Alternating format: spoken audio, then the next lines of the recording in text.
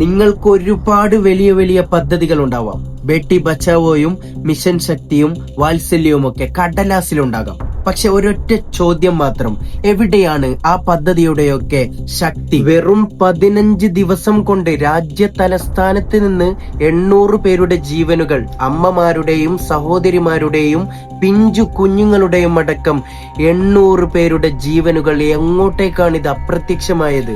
ഇത് വെറും ഒരു കണക്കല്ല, ഈ രാജ്യത്തിലെ ഓരോ പൗരന്റെയും സുരക്ഷയുടെ നെഞ്ചത്ത് ചവിട്ടി നിൽക്കുന്ന ചോദ്യ ചിഹ്നങ്ങളാണ്. എന്നാൽ ഇതിന് ഈ രാജ്യത്തിലെ അധികാരികൾ നൽകുന്ന മറുപടി എന്താണെന്നറിയോ? മുൻ വർഷങ്ങളെ അപേക്ഷിച്ച് ഈ വർഷം കാണാതാകുന്നവരുടെ എണ്ണത്തിൽ കുറവ് വന്നിട്ടുണ്ട്, അതുകൊണ്ട് പേടിക്കാനില്ല. എന്താണ് സർ, വെറും കണക്കുകളല്ല കാണാതാകുന്നത്, വെറും അക്കങ്ങൾ മാത്രമല്ല കാണാതാകുന്നത്, ചോരയും നീരും മാംസവുമുള്ള പച്ചയായ മനുഷ്യരാണ്. ഇത് ഡൽഹിയിലെ മാത്രം പ്രശ്നമല്ലേ എന്ന് കരുതി ആരും മൗനം പാലിക്കരുത്. നാളെ ഒരു പക്ഷെ ആ മൗനം നമ്മളെയോ നമ്മുടെ മക്കളെയോ വേട്ടയാടിയേക്കാം.